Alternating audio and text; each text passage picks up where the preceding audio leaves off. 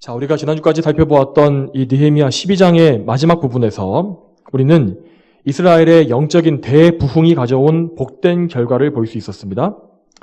자, 이 부흥의 결과라는 것은 이스라엘 온 백성들 가운데 하나님에 대한 사랑과 기쁨이 넘쳐나고 또한 하나님의 사역자들도 하나님의 영광을 위한 열심을 내게 된 그것이었습니다. 자, 그 결과 성전의 모든 사역이 다 정상화되었고 또한 모든 면에서 사랑과 활력이 넘치게 되었습니다. 이스라엘은 그 옛날 다윗과 솔로몬 시대에 율법이 준행되었던 것에 비견될 정도로 온전히 회복되는 모습을 보였습니다.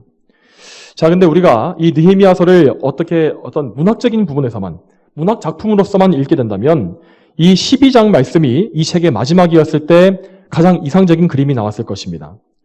자, 그렇지만 개역의 완성인 이 12장에 이어서 다시 13장은 다시금 실망스럽고 우울한 이야기들을 반복하고 있습니다. 여기에서 이스라엘 백성들은 다시금 또 나태해지고 또 애써 회복해 놓았던 질서를 스스로 다 깨뜨려 버립니다. 그나마 느헤미야라는 걸출한 지도자가 존재했기 때문에 어찌어찌 다시금 개혁이 이루어지긴 합니다. 그렇지만 여러분, 나중에 느헤미야가 죽은 이후에는 또 어떻게 하겠습니까? 실제로 이스라엘 백성들은 느헤미야 이후에 온전한 상태를 계속 유지하지 못하고 많은 부분에서 예전의 죄로 돌아가고 말았습니다. 이렇게 느헤미야서의 마지막 장인 이 13장은 이러한 불완전함과 미완의 상태를 보여줍니다. 거룩한 하나님의 백성들 안에서도 사람의 죄악은 계속해서 반복되고 그렇기 때문에 회개와 개혁 역시 반복되어야 하는 것입니다. 그렇지만 하나님께서는 그분께서 언약을 맺으신 백성에게 항상 신실한 은혜를 베풀어 주시는 것입니다. 하나님의 약속과 은혜, 이 불변하는 그 약속이 있기 때문에 이스라엘은 멸망하지 않는 것이고 이러한 불완전함 속에서도 복된 완성을 바라볼 수가 있었습니다. 이제 오늘 본문을 살펴보겠습니다. 자, 13장의 내용은 이 12장의 마지막 시점, 그때로부터 약 10여 년이 흐른 이후에 일어난 일들을 기록하는 것입니다. 자, 6절에서 느헤미야가, 오늘 13장 6절에서 느헤미야가 페르시아 왕에게 갔다가 다시 오게 된 그 일이 언제나 되어 있냐면 아닥사스다 32년이라고 되어 있지 않습니까? 자, 이것을 다시 정리해 보게 되면, 자, 느헤미야는 아닥사스다 왕 20년에 예루살렘에 처음 돌아와서 예루살렘 성벽을 재건하고 예루살렘을 다 복구한 이후에 성벽 봉헌식까지를 완료했습니다. 자, 그리고 나서 그는 11년 정도를 유대 총독으로 일을 하다가 아닥사스다 32년에 왕에게 잠시 돌아간 것입니다. 자, 그가 이렇게 돌아가서 페르시아에 얼마나 가 있었는지는 알 수 없습니다. 하지만 13장에 나와 있는 이스라엘의 온갖 악한 일들과 죄악들로 미루어 보았을 때 적어도 느헤미야가 1년 이상 예루살렘을 떠나 있었을 것으로 추측할 수가 있습니다. 어쨌든 느헤미야는 왕의 허락을 받아서 다시 유대 총독으로 복귀할 수 있었고 그래서 그가 없는 기간 동안에 그의 부재 중에 벌어졌던 많은 일들에 대해서 개탄하면서 다시금 개혁을 단행한 것입니다. 따라서 오늘 본문인 13장 1절 맨 처음에 나오는 그날에라는 단어는 자, 12장 마지막에 성벽 봉헌식 직후의 그날을 말하는 것이 아니라 자, 그때로부터 10년 이상의 세월이 흐른 뒤에 느헤미야가 페르시아에 다녀온 후 그 시점을 말하는 것입니다. 아마도 이스라엘 백성들은 이전에 이 성벽을 봉헌했었던 이 성벽 봉헌 기념일을 맞이해서 다시금 그날에 성회를 연 것 같습니다. 자, 그러면 백성들은 그날에 모여서 무슨 일을 했다고 나옵니까? 자, 먼저 백성의 지도자들은 그들에게 하나님의 말씀을 낭독해 주었고 백성들은 그 말씀에 귀를 기울였습니다. 자, 1절 말씀에 그날에 모세의 책을 백성들의 귀에 읽어 주었는데 라고 되어 있습니다. 자, 이렇게 귀에 들려 주었다라는 표현은 이 번역된 표현은 이 성경 원문의 단어 뜻을 그대로 옮겨놓은 것입니다. 이처럼 우리는 우리의 귀를 통해서 하나님의 말씀을 듣고 그것을 생각해야 한다는 것입니다. 여러분, 하나님께서 우리에게 귀와 청각을 주신 이유가 무엇이겠습니까? 그것은 다름이 아니라 하나님의 말씀을 들어야 한다는 것입니다.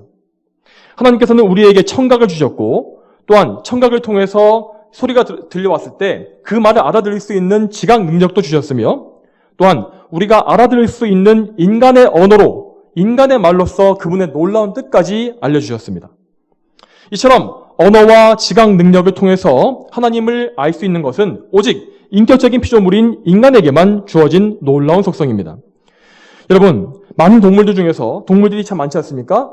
동물들 중에서 돌고래나 원숭이, 침팬지 같은 그런 동물들이 지능이 대단히 높다고 알려져 있습니다.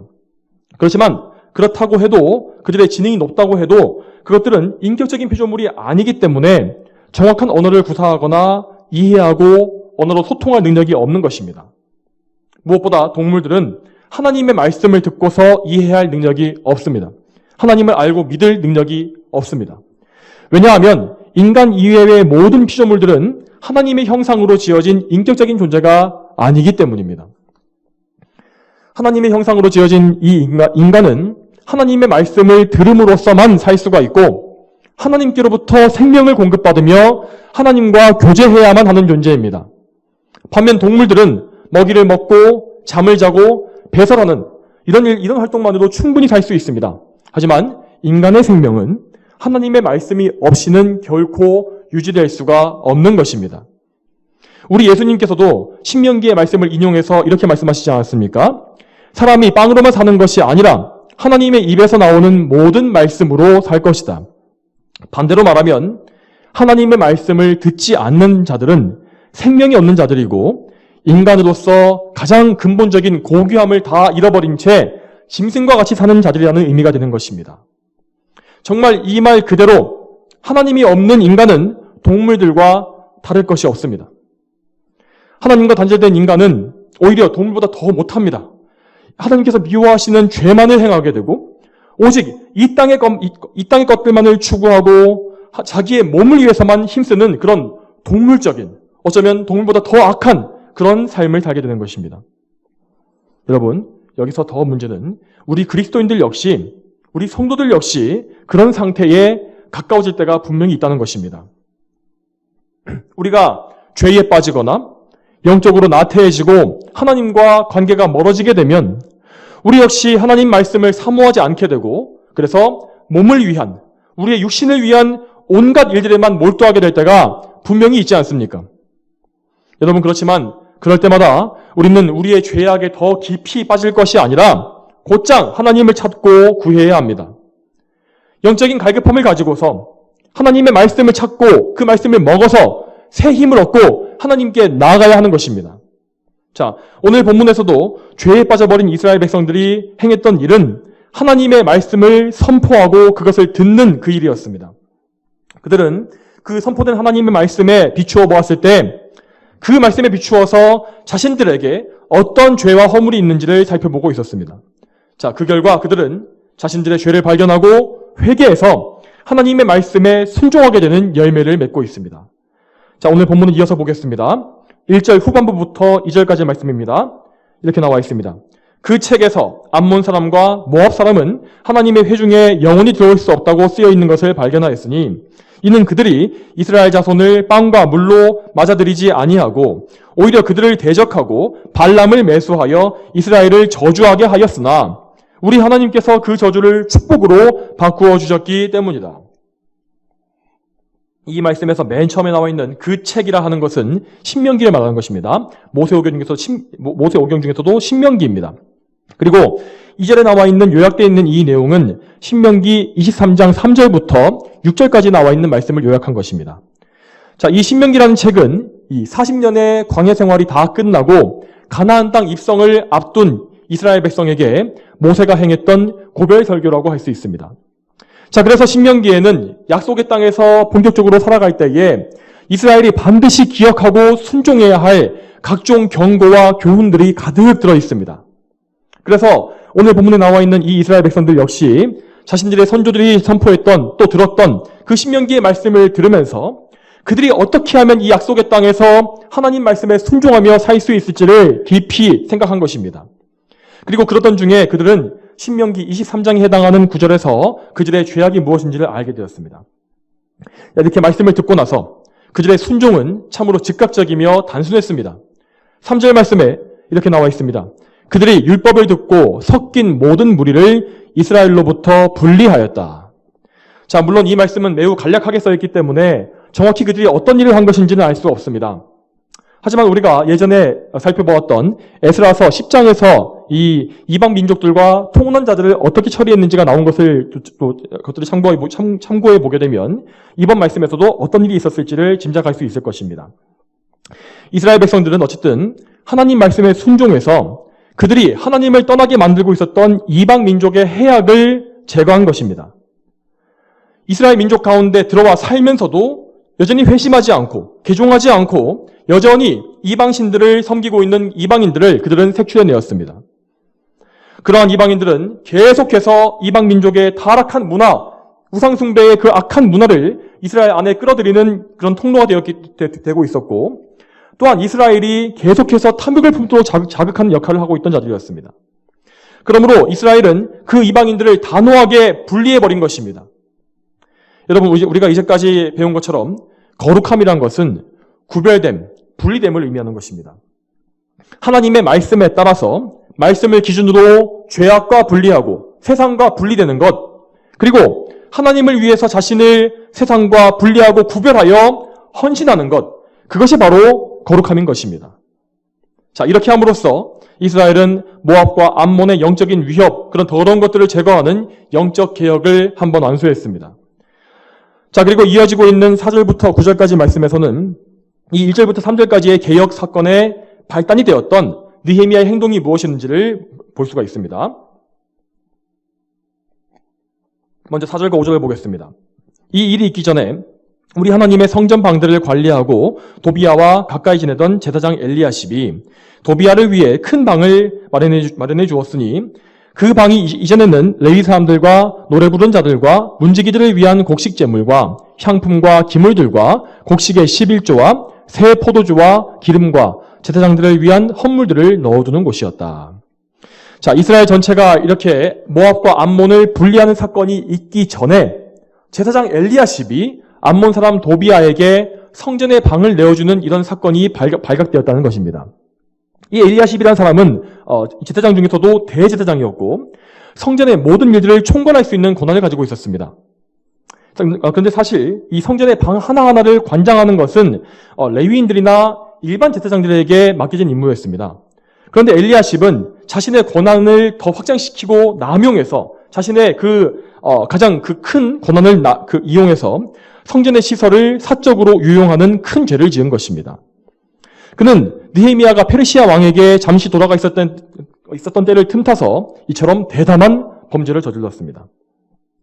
그가 도비야에게 내어준 이 방은 레위 사람들과 제사장들을 위한 헌물을 보관하는 장소였다고 나옵니다. 자, 즉 그러니까 이 방은 앞서서 12장 후반부에서 백성들이 레위지파 사역자들의 생계를 위해서 즐겁게 11조 헌물을 바쳤던 바로 그 장소였던 것입니다. 이 말은 곧 이 백성들의 11조와 헌물 제도가 예전처럼 다 망가져버렸고 성전의 사역 전반이 또다시 흐트러졌다는 것을 말해줍니다. 자, 이러한 상황에서 엘리야십은 대제사장으로서 백성들의 죄악을 바로잡기는커녕 오히려 자신이 더 앞장서서 죄를 지으면서 더욱더 성전을 흐트려버리고 더럽힌 것입니다. 사실 이러한 죄악은 느헤미야가 처음 예루살렘에 왔을 때부터 예견되어 있었던 것입니다. 그 당시에 백성의 귀족들은 이미 그때부터 도비야는 물론이고 이 도비야의 주군인 산발락과 동맹을 맺고 있었고 느헤미야 앞에서 그들에 대한 칭찬을 늘어놓기도 했다고 나와 있습니다. 심지어 그들 중에 어떤 사람은 도비야에게 매수가 되어서 느헤미야를 두려움에 빠뜨리려고 하는 그런 간첩 행위를 했던 적도 있지 않았습니까? 여러분, 하지만 우리가 이미 살펴봤던 대로 이 산발락과 도비야라는 인물은 이스라엘과 또 느헤미야의 이 거룩한 하나님의 사역을 아주 교활하고 집요하게 방해했던 인물들이었습니다. 이스라엘의 지도자들은 느헤미야를 도와서 이스라엘을 재건하는 이 일을 하면서도 동시에 이렇게 대적들과 친밀한 관계를 끊지 않았던 것입니다. 그들은 이렇게 살면서도 자기 딴에는 하나님을 섬기고 있다고 믿었을 것입니다. 하지만 그들은 사실 하나님과 사람을 동시에 섬기고 있었던 것이고 그렇기 때문에 하나님보다는 자신의 영광과 세상의 영광을 귀하게 여기는 그런 죄악에 빠져 있었던 것입니다. 이어지는 6절 말씀을 보겠습니다. 자, 느헤미야는 왕에게 했던 약속대로 정해진 기한이 되자 페르시아로 잠시 복귀했습니다. 그렇지만 그는 그 페르시아 왕궁에서도 계속해서 예루살렘에 돌아가기를 열망하고 있었습니다. 여러분, 솔직히 이 느헤미야 입장에서 보게 되면 또 오랜만에 왕궁에 돌아가서 그곳의 온화한 날씨와 편안하고 풍족한 온갖 환경을 누리는 것이 얼마나 좋았겠습니까?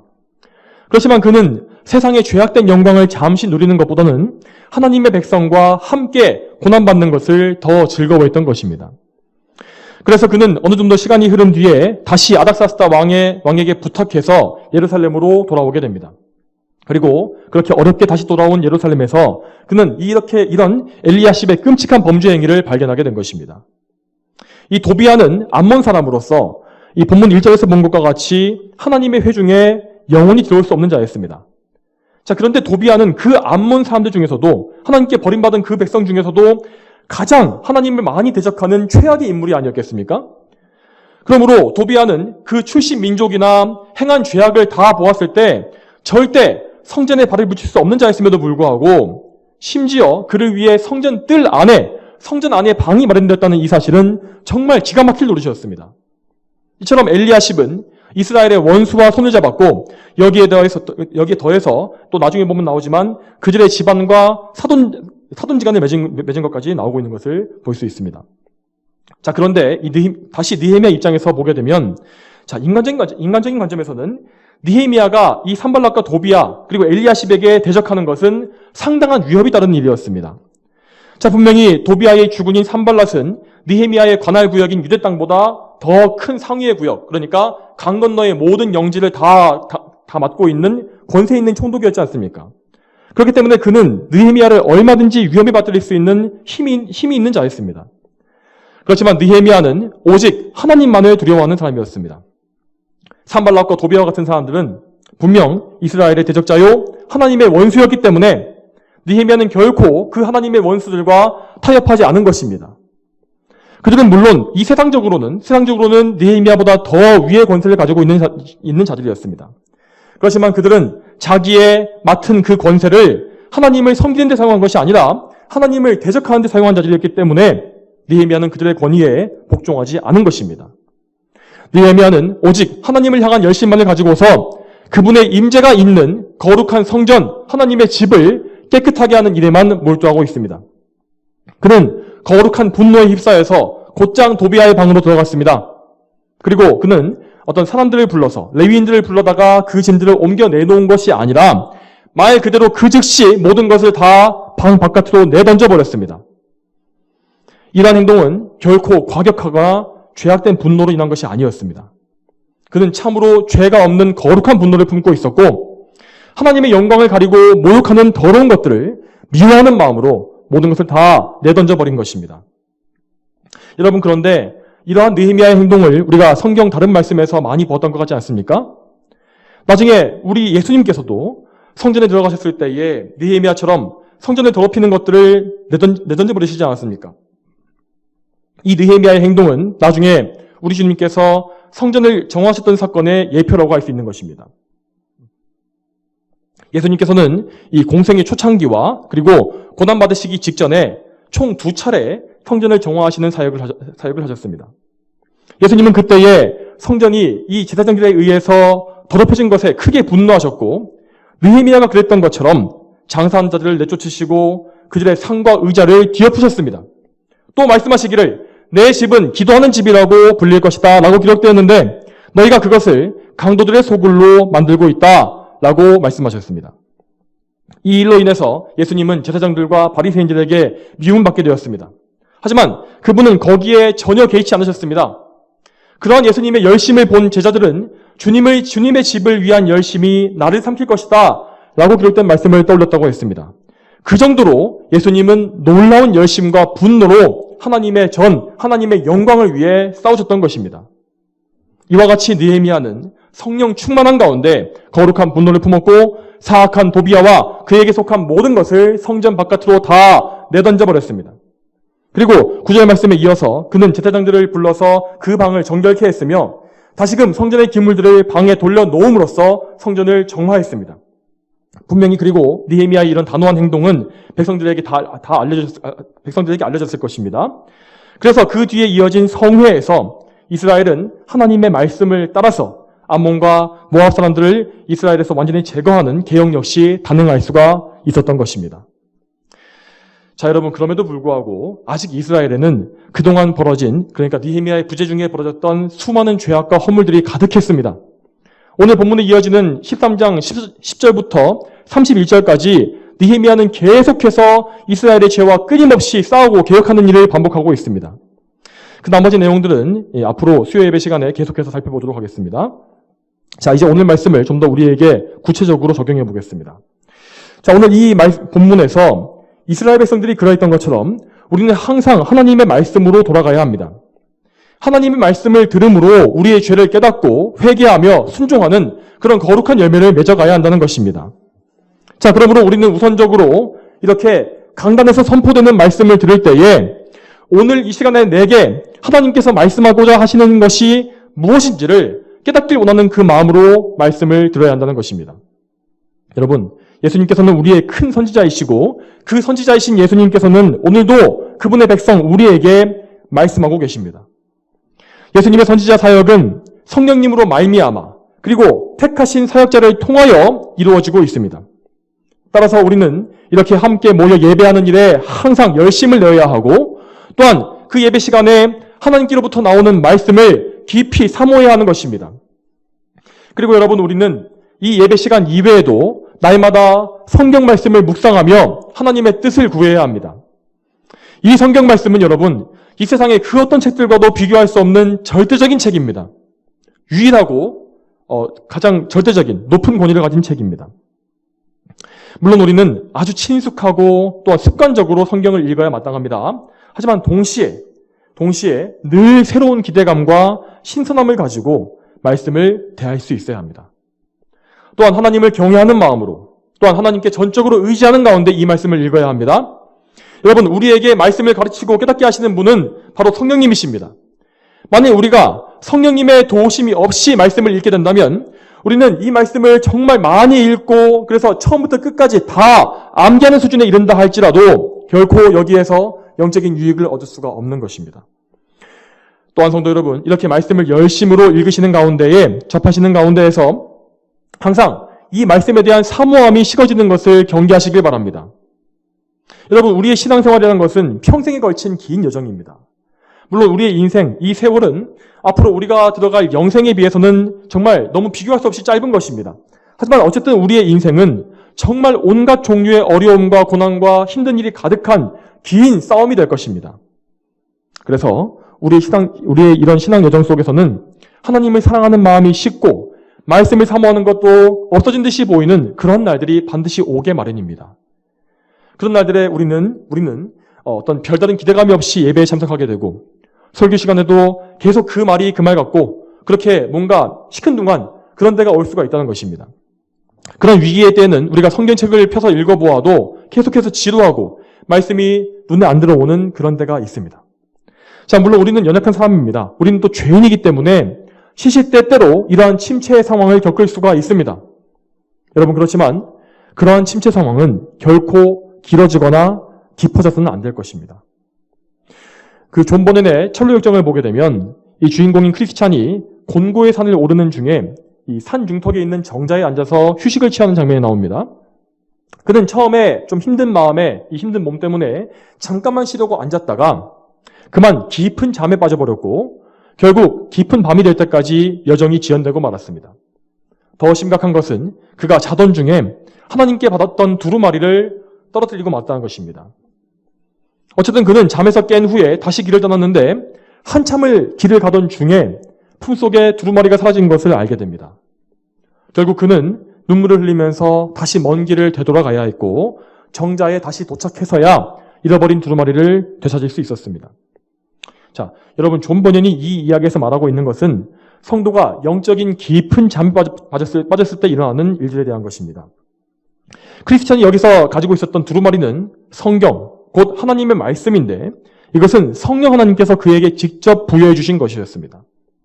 이 두루마리를 상실했다는 것은 성령님의 조명하심으로 말씀을 깨닫는 영적인 지혜와 빛이 없어진 것을 의미합니다. 이러한 상태에 빠진 성도는 자신이 죄를 짓고 넘어졌던 곳을 다시 생각하고 거기로 다시 돌아가야 합니다. 그리고 회개해서 돌이키기까지는 말씀에 눈이 어두워진 이 상태에 계속 머물 수밖에 없다는 것입니다. 여러분, 물론 우리는 참으로 연약한 죄인이기 때문에 이러한 일들을 무조건적으로 다 피할 수는 없습니다. 그렇지만 분명한 사실은 이렇게 죄로 인해 영적인 어둠에 빠지는 것이 우리의 삶을, 이 귀한 시간들을 허비하는 결과를 가져온다는 것입니다. 우리는 이런 어둠 속에서 하늘의 소망을 잃어버리고 하나님의 위로도 상실하게 됩니다. 하나님께서 주시는 평화 속에서 그분과 달콤하게 교제하는 것 역시 할 수가 없게 됩니다. 그런 시간이 길어지는 만큼 우리의 성화의 열매는 더디 맺히게 될 것이며, 또 심지어는 우리는 더 큰 낙심과 절망과 죄악에 빠질 수도 있습니다. 그러므로 성도 여러분, 이러한 위험을 피하기 위해서 우리는 좀 더 영적으로 예민하고 예리해져야 합니다. 영적으로 게을러지거나 졸음에 빠지는 것을 항상 경계해야 한다는 것입니다. 그러므로 말씀을 대하실 때에는 늘 영적인 긴장감을 팽팽하게 잡아당기시길 바랍니다. 이 말씀에서 하나님의 명령을 하나도 놓치지 않겠다는 그런 각오로 말씀에 귀를 쫑긋 세우십시오. 그리고 이 모든 일을 위해서 항상 성령님께 간구하시기 바랍니다. 언제나 내가 영적인 잠에 빠지지 않고 말씀에 귀를 기울이고 이해할 수 있도록 도와달라고 성령 하나님께서 나의 귀에 친히 말씀해 주시고 빛을 비추어 주셔서 말씀을 깨닫고 순종하게 해달라고 늘 성령님께 간구하시기를 바랍니다. 또한 여러분, 말씀을 들으신 이후에는 그 말씀에 맞추어서 순종하고 삶을 개혁하는 일에도 항상 힘쓰십시오. 자, 오늘 이스라엘 백성들은 말씀을 들은 즉시 모압과 암몬 족속을 이스라엘로부터 분리했습니다. 비록 그들이 이전까지 죄에 빠져 있었을지라도 그들은 말씀을 들었을 때에는 즉각 반응해서 하나님의 그 말씀에 자신의 삶을 다시금 맞춘 것입니다. 여러분, 우리 역시 이러한 영적인 반응을 즉각 볼 수 있어야 합니다. 우리가 영적으로 깨어있고 성령님께 가르침을 받고 있다면 우리는 정말 모든 말씀에서, 모든 성경 본문과 모든 말씀에서 내가 순종해야 할 하나님의 명령을 발견할 수가 있습니다. 그렇지 않고 우리가 말씀을 들었을 때에도 그냥 지식을 좀 더 쌓는 선에서 그치거나, 아니면 오늘도 성경을 좀 더 알게 되었구나, 참 많이 알게 됐다 라고 하고 만다면 우리는 그 말씀에서 어떠한 유익도 얻지 못한 것입니다. 오히려 그 지식이 우리를 더 교만하게 만들어서 하나님을 멀리하게 만들 것입니다. 우리는 하나님을 알아야 하고, 하나님을 알았다면 하나님의 뜻대로 살아야 합니다. 우리의 모든 삶이 하나님의 영광을 위해 개혁되도록 해야 한다는 것입니다. 그것이 하나님께서 우리를 구원하신 이유입니다. 그러므로 항상 말씀에 맞추어서 회개하고 개혁하는 일을 힘쓰시기 바랍니다. 항상 나의 안팎의 죄, 나의 안과 밖의 죄를 늘 경계하고 죄에서 멀리 떠나고자 하는 일을 계속해야 한다는 것입니다. 가장 먼저 우리는 나 자신을 살펴서 나의 안에 하나님께서 미워하시는 것들이 있는지를 깊이 생각해야 합니다. 하나님께서 기뻐하시는 일의 기준은 십계명에 잘 나와 있습니다. 그러므로 우리는 하나님의 계명, 이 십계명이 무엇을 명령하고 있는지, 또한 그 계명 하나하나에 담겨져 있는 구체적인 의미가 무엇인지를 자세히 알고 또 살펴야 합니다. 그래야만 우리는 무지함 때문에 하나님의 뜻을 거역하는 일이 없을 것입니다. 따라서 우리는 십계명에 따라서 우리 자신에게 늘 질문을 던지고 우리를 계속 바꾸어 가야 합니다. 1계명부터 10계명까지 항상 우리 자신을 점검하기 위한 질문을 해보아야 한다는 것입니다. 이런 것들입니다. 나는 참으로 하나님만을 유일한 기준으로 삼고 그분만을 섬기고 있는가? 또 2계명에서 혹시 내가 하나님 말씀에 거역하면서 여전히 붙잡고 있는 나의 우상은 없는가? 나의 정욕이나 나의 생계나 나의 취미나 나의 가족, 나의 필요, 나의 그 어떤 것이라도 혹시 하나님을 섬기는 것보다 앞서 있는 무언가가 없는가? 또한 3계명에서 나는 하나님을 경외하고 그분을 지극히 존중하고 있는가? 또 4계명에 나는 주님의 날, 거룩한 날 안식일을 잘 지키고 거룩한 일을 위하여서 힘쓰고 있는가? 5계명에 나는 부모님을 비롯하여 하나님께서 세우신 권위를 항상 존중하고 있는가? 6계명에 나는 남을 미워하는 마음을 가지거나 남을 해치는 일이 나에게 과연 없는가? 또 그 다음으로 음란한 정욕을 따라서 나 자신을 더럽히고 있지는 않은가? 남의 것을 훔치거나 탐내거나 남에게 해를 끼치고 속이면서도 모른 척하는 일이 과연 없는가?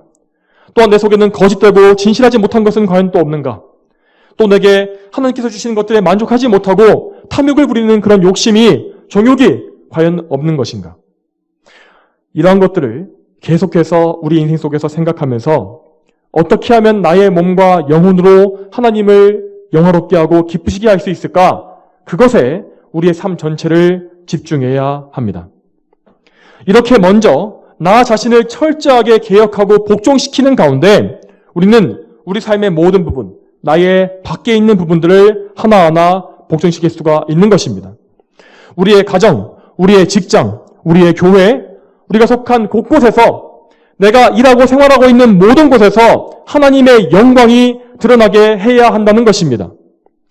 우리가 그렇게 하지 못하고 있는 것이 발견된다면 우리는 그것을 슬퍼하며 회개해야 합니다. 그리고 그것을 바로잡을 방법을 간구하면서 실제적인 행동을 할 수 있도록 하나님께 항상 간구하며 실제로 행해야 합니다. 네, 물론 우리는 정말 너무 많은 부분에서 불순종하고 또 알면서도 하나님을 거역할 때가 너무나 많습니다. 그런 것이 깨달아질 때마다 우리는 허탈한 마음이 들기도 하고 또 자신이 너무 하나님 앞에서 염치 없게 느껴지기도 합니다. 그렇지만 그렇다 할지라도 우리는 포기하지 않고 계속해서 하나님께 좀 더 순종하기 위해서 몸부림을 쳐야 한다는 것입니다. 우리 자신은 예수 그리스도께서 피로 값주고 사셔서 구별하신 거룩한 성도이며 이미 예수님과 연합되었기 때문에 죄에 대해서는 이 세상에 대해서는 죽은 자들입니다. 그렇기 때문에 우리는 계속해서 우리의 머리이신 예수님께만 의지하고 그분께서 주시는 새 힘을 얻어서 더욱 예수님을 닮은 하나님을 기쁘시게 하는 사람이 되기를 힘써야 한다는 것입니다. 여러분 오늘 말씀에서 느헤미야가 도비아의 세간을 이 방 밖으로 던져버린 이 사건을 기억하시기 바랍니다. 그는 정말 그의 심령 속에서 하나님을 모욕하는 모든 죄악된 것들을 미워하고 있었습니다. 느헤미야는 그렇게 참으로 거룩함에 대한 열정을 가진 사람이었고 우리 예수님께서 행하실 성전 정화의 사역을 미리 예표하는 그런 영광도 누리게 되지 않았습니까? 여러분 우리 역시 이렇게 느헤미야와 같이 예수님과 같이 행해야 하는 것입니다. 나의 안과 밖의 모든 부분에서 우리는 하나님께서 미워하시는 것들 다 내던져버리고 파괴할 수 있는 담대함을 가져야 합니다. 설령 그것이 나에게 어떤 피해를 가져오고 손실을 끼치거나 또 우리가 그것으로 인해서 사람의 미움을 받고 오해를 산다 할지라도 우리는 정말로 그것을 무릅쓰고서라도 다 그렇게 해야만 하는 것입니다. 이러한 믿음과 용기와 단호함은 결코 우리 속에서 나오는 것이 아닙니다. 그러므로 우리는 항상 우리 주 예수 그리스도를 가까이 해야 합니다. 우리 예수님이 아니면 또한 예수님을 통해서 주어지시는 보혜사 성령님이 아니시면 우리는 결코 하나님을 기쁘시게 할 수 없고 하나님과 동행할 수가 없으며 순종할 힘을 얻을 수가 없습니다. 그러므로 오직 하나님의 영광이라는 우리의 필생의 목적을 위해서 우리는 항상 우리 예수님께, 우리 주인이신 예수님께 의지해야 합니다. 성도 여러분, 그러므로 예수님을 더 많이 알아가십시오. 그분을 더 많이 사랑하십시오. 그리고 그 예수님과 가까이 하심을 통하여서 그 예수님을 통해서 하나님 아버지께 나아가시고 그분께 영광을 올려드리시길 바랍니다. 우리 모두가 오늘 말씀과 같이 참으로 죄를 멀리하고 하나님을 기쁘시게 하는 그런 열심을 다 가지는 거룩한 성도가 되기를 소망합니다. 다 함께 기도하시겠습니다. 거룩하신 아버지 하나님, 오늘도 하나님의 은혜 가운데에서 느헤미야 13장 초반의 말씀을 또 살펴보았습니다. 이스라엘 백성들이 느헤미야가 부재하는 그 시간 동안에 다시금 또 지도력을 또 상실하고 정말 죄를 짓고 다시 옛날의 그 잘못들로 돌아가는 것을 보았습니다. 하지만 그들이 다시금 하나님 말씀을 사모하고 말씀을 들었을 때에 성령 하나님께서 그들의 죄를 용서하시며 그들을 돌이키시고 다시금 그들을 하나님께 순종할 수 있도록 인도하신 것을 저희는 또한 보았습니다. 또한 느헤미야가 악한 일을 보았을 때, 특별히 하나님의 집을 더럽히고 하나님의 영광을 모욕하는 일들을 보았을 때에 어떻게 행동했는지를 우리는 또한 보았습니다. 또한 우리 주 예수님의 그 거룩에 대한 열심, 하나님의 영광을 향한 열심을 우리는 또한 보았습니다. 하나님 아버지, 주여 저희를 불쌍히 여기셔서 하나님의 영광을 사모하는 이 마음이 너무나 부족한 저희들을 주여 돌이켜주시고 성령 하나님께서 저희를 붙잡아 주셔서 강건적으로 역사하셔서 우리의 마음속에 하나님을 향한 사랑이 넘쳐나게 하여 주시옵소서. 주여 우리는 항상 저희의 정말 죄가 가득하고 문제가 가득한 이 모든 이유가 다 우리에게 하나님을 향한 사랑이 없다는 것이 하나님을 향한 사랑이 없기 때문임을 알고 있습니다. 주여 저희를 불쌍히 여기셔서 정말 저희 마음속에 하나님을 향한 사랑을 베풀어 주시고 우리가 정말 예수 그리스도께서 주신 사랑을 알아서 정말 풍성한 사랑으로 하나님을 섬길 수 있도록 주여 도와주시옵소서. 오직 하나님께 영광 돌리고자 하는 그런 정말 필생의 목적이 저희 안에 정말 가득 차게 하시고 정말 저희가 그 목적을 따라가게 해주시고 정말 이 세상을 사는 이 모든 삶 속에서 오직 하나님께 어떻게 하면 더 영광 돌리고 하나님께 어떻게 하면 더 기쁨을 드릴까 하는 이것에 더욱더 좀 집중할 수 있도록 주여 도와주시옵소서. 모든 것을 감사드리며 예수님의 이름으로 기도 올립니다. 아멘.